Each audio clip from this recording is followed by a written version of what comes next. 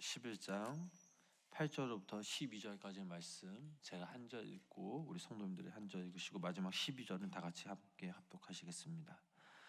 에브라임이여 내가 어찌 너를 놓겠느냐, 이스라엘이여 내가 어찌 너를 버리겠느냐, 내가 어찌 너를 아드마같이 놓겠느냐, 어찌 너를 스보임같이 두겠느냐. 내 마음이 내 속에서 돌이키어 나의 국률이 온전히 불붙듯 하도다.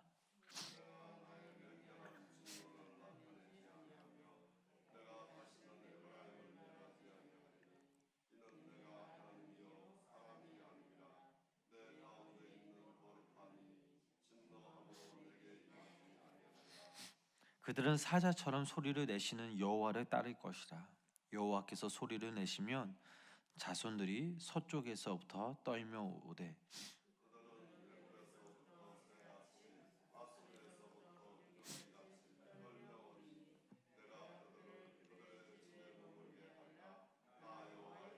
함께 읽으시겠습니다. 에브라임은 거짓으로, 이스라엘 족속은 속임수로 나를 에워쌌고, 유다는 하나님 곧 신실하시고 거룩하신 자에게 대하여 정함이 없도다.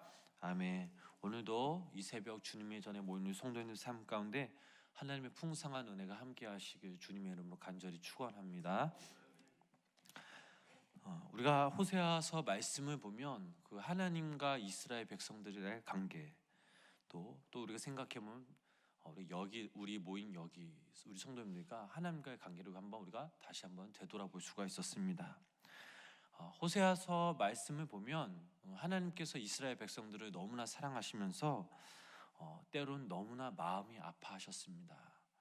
왜냐? 그들의 모습 가운데 그들 삶 가운데 그들의 삶의 주인이 하나님이 아니라 바알신 등 다른 우상들을 섬기는 그들의 모습을 보시면서 하나님은 너무나 마음이 아파하셨습니다. 그러나 하나님은 그런 이스라엘 백성들을 보시면서 포기하지 않으셨습니다. 오히려 그들을 인도하시고 끝까지 사랑하셨습니다. 오늘 본문 8절 말씀 통해 우리가 깨달을 수 있는 사실이 하나 있습니다. 하나님은 당신의 자녀를 너무나 깊이 사랑하셨다라는 사실입니다. 그러나 그들은 어떻습니까? 아비된 그 마음을 너무나 몰랐습니다. 이들은 자신들이 죄 때문에 심판과 무서운 파멸이 그들 눈앞에 있음에도 불구하고 그들은 하나님을 멀리하였습니다. 그들이 처벌받음이 마땅함에도 불구하고 하나님은 다음과 같이 말씀하셨습니다. 우리 본문 8절 우리 다시 한번 우리 함께 읽어보시겠습니다.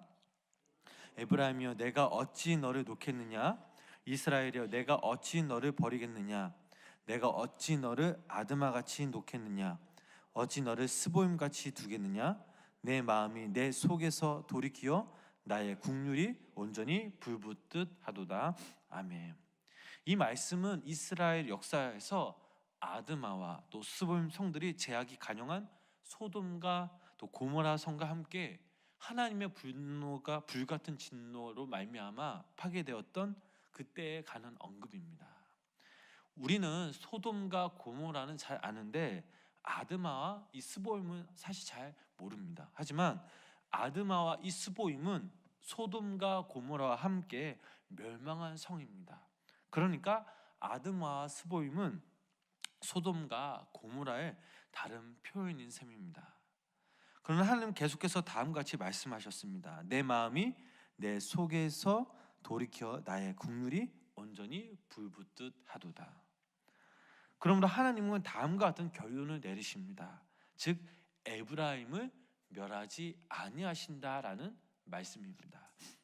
하나님은 제약된 백성들에게 심판을 내리겠다고 말씀하셨는데 어떻게 이 말씀 통해 하나님의 마음이 달라질 수 있을까요?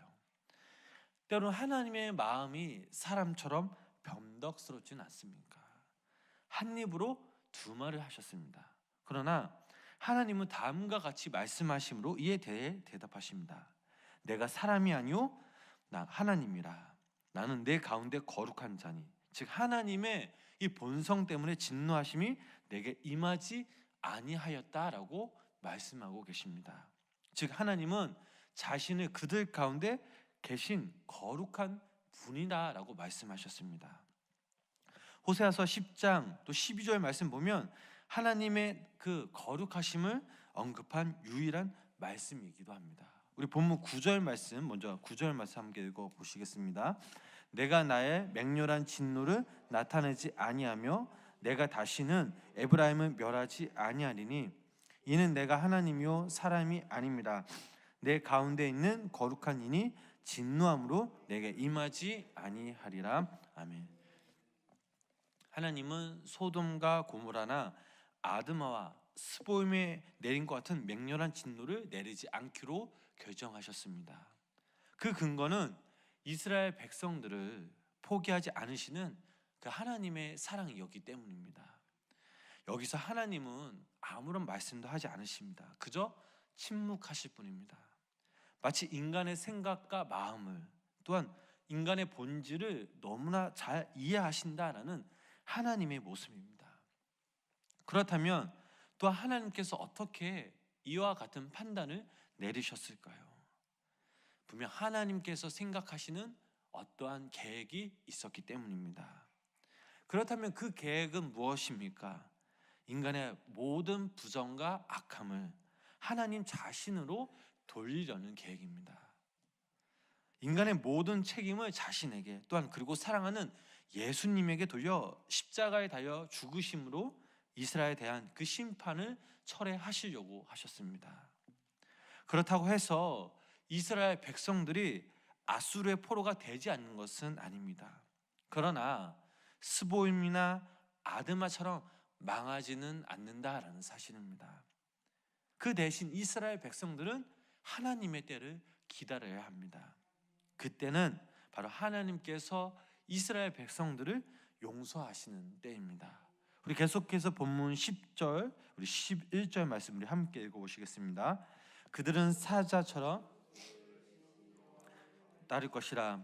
여호와께서 소리를 내시면 자손들이 서쪽에서부터 떨며 오되 그들은 애굽에서부터 새같이 아수르에서부터 비둘기같이 떨며 오리니 내가 그들의 집에 머물게 하리라. 나 여호와의 말이니라. 아멘.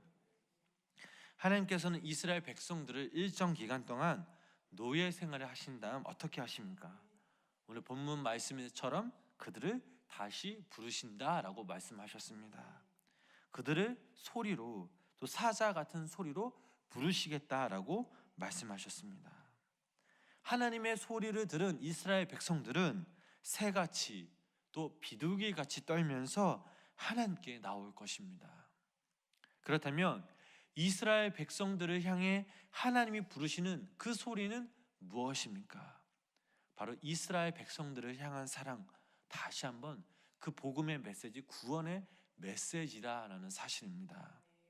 복음서의 그 말씀을 읽어보면 하나님께서는 철저하게 이스라엘의 그 어린 양을 먼저 부르시는 그 모습을 발견할 수 있습니다. 또한 예수님은 제자들을 보내시면서 너희들은 이방인에게 가지 말고 차라리 이스라엘의 어린 양들에게 가라라고 말씀하셨습니다. 예수님 자신 스스로가 이스라엘의 어린 양을 또한 찾으러 왔다라고 말씀하셨습니다. 즉 이렇게 말씀하신 것은 호세아서에 나타난 하나님의 약속을 예수 그리스도로 말미암아 성취하시기 위함이었습니다. 사랑하는 성도 여러분, 우리가 하나님의 자녀로 살아갈 수 있는 것은 그저 하나님의 은혜인 줄 믿습니다. 만약에 우리가 하나님의 은혜가 아니었다면 지금 이 세상 한가운데 우리는 절망과 좌절하며 방황을 했을 것입니다. 우리의 모든 것을 다 아시는 주님께서 또 주님 스스로 우리의 죄를 사하시고 십자가에 달려 죽으심으로 말미암아 우리의 죄는 용서받았습니다. 그렇다면 하나님이 우리를 보실 때 느끼는 것이 무엇일까 생각해 보면 우리들도 이스라엘 백성들처럼 행하기를 원치 않으신다라는 사실입니다. 우리를 자녀 삼아 주셨는데 우리가 이런 하나님의 사랑을 이스라엘 백성들처럼 저버린다면 하나님의 마음이 얼마나 아파하실까요? 하나님께서도 우리를 부르신 것은 분명한 목적과 뜻, 무엇보다 우리는 그 부르심에 존귀한 자로 이 땅에서 살아가야 될 줄 믿습니다. 하나님의 마음을 아프시게 하기보단 하나님께 기쁨이요 영광이 되는, 또 무엇보다 이 땅에서 하나님의 자녀답게 살아갈 때 하나님 우리에게 무한한 복과 또 사랑으로 우리를 더욱 인도하여 주실 줄 믿습니다. 우리가 호세아서 11장 말씀을 통해 우리는 다시 한번 하나님의 마음을 헤아릴 수 있어야 합니다. 호세아 11장 말씀을 통해 하나님께서는 우리를 향한 그 선한 목적을 가지고 왜 우리를 부르셨는지 우리는 그 부르심에 합당한 믿음으로 나아갈 수 있어야 합니다. 그러므로 우리는 매 순간순간마다 하나님 안에서 불평과 불만으로 머뭇거려서는 안 됩니다. 부르면 부를수록 멀어졌던 그 이스라엘 백성들의 모습을 또한 우리 또한 반복해서는 안 됩니다. 내 안에 있던 그 멍에를 벗기시고 사랑의 주도 이끄시며 한 걸음 한 걸음 가르치시고 훈련시키셨던 그 하나님의 자녀가 되도록 우리는 힘써 하나님께 믿음으로 나아가며 또 때에 따라 부어주시는 그 하나님의 은혜가 얼마나 감사하고 존귀한지 우리는 늘 기억해야 될 줄 믿습니다. 여기 우리 성도님들이 매 순간순간마다 그 예수님과의 주님과의 첫사랑을 기억하시기를 바랍니다. 또 이 예배의 소중함을 늘 기억하시고 붙잡으시기를 바랍니다.